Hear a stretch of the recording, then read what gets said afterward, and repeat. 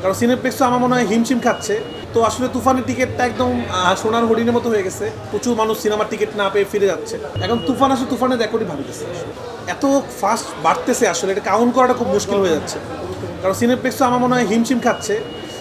তারপরে আপনারা জানেন, একটু আপনারা নিজেরাই দেখছেন, প্রচুর মানুষ সিনেমার টিকিট না পেয়ে ফিরে যাচ্ছে। তো খুব কষ্ট লাগে আর কি, আমরা সিনেমা যদি কেউ দেখতে আসছে টিকিট কাটছে না। আমি বারবারই আপনাদের মাধ্যমে সবাইকে বলার চেষ্টা করছি, আপনারা প্লিজ একটু অগ্রিম টিকিট করে আসুন, না হলে আসলে আপনার টিকিট পাবেন না, কারণ কোথাও টিকিট নাই। শ্যামলী তো সেম দেখতেছি যে সকালবেলা এসে বসে আছে কিন্তু টিকিট পাচ্ছে না। তো আসলে তুফানের টিকিটটা একদম সোনার হরিণের মতো হয়ে গেছে। তো বাট এটা খারাপ লাগে। আপনারা যদি খেয়াল করে দেখেন, পাশে দেশে ইন্ডিয়াতে কিন্তু কেউ ফিরা যায় না, এত সিনেমা হল। কেউ যখন বাসা থেকে বের হয় সিনেমা দেখার জন্য কোনো না কোনো হলে সিনেমা দেখতে পারে। বাট আমাদের যেহেতু মাল্টিপ্লেক্স অনেক কম এবং দেখার ব্যবস্থা অনেক কম, তো যেগুলো ভালো পরিবেশে হল আছে প্রচুর মানুষ ফিরে যাচ্ছে এবং প্রচুর মানুষ আমাদের সিনেমা না দেখতে পারে অন্য সিনেমা দেখতেছে। তো এটা খারাপ লাগতেছে। একই সাথে তাদের জন্য যারা সিনেমাটা দেখতে পাচ্ছে না, তাদেরকে আমি বলবো প্লিজ আপনারা একটু আগে টিকিট কাটেন বা কাউকে পাঠান। অনলাইনে যদি না কাটতে পারেন তাহলে কাউকে পাঠিয়ে দিন হলে। আপনারা যদি অগ্রিম টিকিট না কাটেন তাহলে সিনেমাটা দেখতে পারবেন না আসলে। আচ্ছা রাফি ভাই, যে যারা ফিরে যাচ্ছেন তাদের সংখ্যা থেকে আবার ফিরে আসবে মনে করেন নাকি না আমরা দর্শক হারাচ্ছি? দেখেন, সবার সময়ের অনেক দাম আছে, প্রতিটা মানুষের সময়ের অনেক ইম্পর্টেন্ট। ধরুন আজকে একজনের ছুটি ছিল, কাউকে তার অফিস, সে কীভাবে আবার আসবে? সে হয়তো নেক্সট শুক্রবারের জন্য ওয়েট করবে। তো এটা আমাদের একটা ব্যর্থতা আমি বলতে পারি, যে আসলে আমরা যে দর্শকরা আমরা বলি দর্শক সিনেমা হলে আসে না, যখন দর্শক আসে আমরা কিন্তু তাদেরকে ফিরাইয়া দিই আবার। তো আমাদেরকে দর্শকরা যে সিনেমা হলে আসতেছে সিনেমা দেখতে, আমরা তাদেরকে যেন ফিরায় না দিই, তাদের ব্যবস্থা করি। স্টার সিনেপ্লেক্স যত চেষ্টা করছে তাদের নিজের, মানে তারা কষ্ট করছে, আমি দেখছি এখানে যারা স্টাফ আছে তারা কিন্তু ঈদের ছুটিতে যায় নাই। 51টা শো প্রতিদিন চালানো কিন্তু অনেক ডিফিকাল্ট, এখানে অনেক লোকজন লাগে। তারা চেষ্টা করতেছে কিন্তু তারা আসলে কুলাইতে পারতেছে না এত। এরকম ক্রেজ হবে এটা আমরা আশা করি না। আপনারা খেয়াল করেন, পড়ানো কিন্তু আস্তে আস্তে আস্তে আস্তে উঠছে। মানে তুফান যেভাবে আসলে যাচ্ছে আমরাও চিন্তা করতেছি কী হবে সামনে। রেকর্ড তো ছিল 32টার জায়গায়, যখন 35টা হয়েছে তখনই রেকর্ড হয়ে গেছে। এখন তুফান আসে, তুফানের রেকর্ডই ভাঙতেছে। এটা রেকর্ডের উপরে রেকর্ড। দেখেন, কোনো চক্রকে নিয়ে কথা বলতে চাই না আসলে, যা হচ্ছে আপনারা দেখেন। কারণ চক্রদের কথা বলতে চক্ররা অনেক প্রশ্ন পায়, চক্রদের নিয়ে কিছু বলতে চাই না। আমি জানি না মধুমিতার কী হয়েছে। মধুমিতা হলের মালিকের যে বক্তব্য সেটা হলো যে আমার কথা কি, যেখানে আমাদের সিনেমা হাউসফুল সেখানে আমরা ঝামেলা কেন করি। মধুমিতা হলের মালিকের বক্তব্য হলো এখনও কিন্তু হাউসফুল শো চলছে। আপনারা আমার সাথে চ্যালেঞ্জ, আপনারা কেউ মধুমিতার টিকিট পাবেন না। এখনকার শো 9টার শো সব হাউসফুল, 3টার শো হাউসফুল ছিল।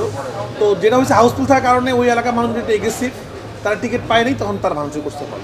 না, আমি একটা কথা বলবো যে অডিয়েন্সকে বলবো, দেখেন হল ভেঙে কোনো লাভ নাই। যদি ব্ল্যাকার নিয়ে ঝামেলা হয়, আপনাদের ব্ল্যাকারদের সাথে পুলিশ আছে, পুলিশের সাথে কথা বলেন। হল মালিক থেকে বলবো, দেখেন দর্শককে ব্ল্যাকমেলিং করাটা উচিত না আমাদের। এতদিন পর দর্শক বাংলা সিনেমা দেখতে ফিরে আসছে। আপনারা এতদিন কি বলছেন যে আমাদের হলে দর্শক আসে না, দর্শক আসে না, ব্যবসা হচ্ছে না। কিন্তু দেখেন, দর্শক যখন আসতেছে তখন আপনারা ব্ল্যাক করতেছেন। হয়তো সিনেমা হলের মালিকরা করছে না, বাট আশপাশে করছে। আমি বললাম যেহেতু অভিযোগটা আসতেছে, আমার মনে হয় মালিক পক্ষ থেকে আসলে একটু খেয়াল রাখা উচিত। কারণ একটা দর্শক যখন আসে, সে একটা বাজেট করে আসে আসলে।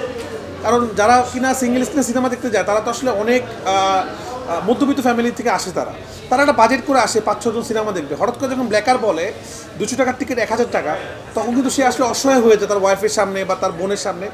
তো তাদেরকে ব্ল্যাকমেলিং করা হচ্ছে। তো আমরা যদি দর্শক থেকে ব্ল্যাকমেলিং করে, দর্শক কিন্তু আর আসবেন।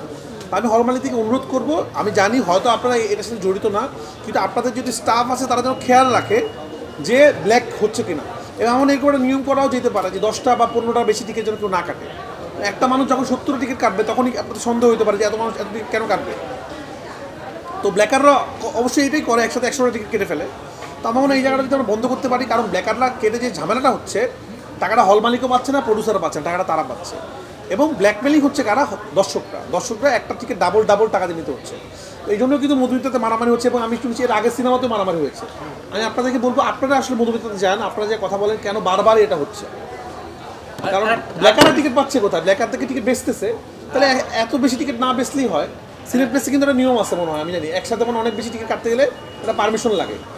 আমার কথা যে স্টার সিনেপ্লেক্সের সাথে বেশি চাপ, কিন্তু এখানে কেন ব্ল্যাকারের কমপ্লেন নাই? তার মানে এটা তারা মেনটেন করতেছে, যমুনাতে মেনটেন করতেছে। তো মেনটেন কেন করতেছে না সেটা আসলে আমার মানে আপনাদের প্রশ্ন করা উচিত। দেখেন, এটা সারা পৃথিবীতে আছে, সত্যি কথা। নওশাদ ভাইয়ের কথা বলছে, একটা সিনেমা হিট সারা পৃথিবীতে থাকে, বাট আমাদের সাথে সারা পৃথিবীর তুলনা দিয়ে লাভ নাই। কারণ আমাদের দেশে মানুষজন সচরাচর সিনেমা দেখে না, অনেকদিন পর আসছে। আমাদের তাদেরকে আহ্বান করা উচিত, শুভেচ্ছা জানানো উচিত।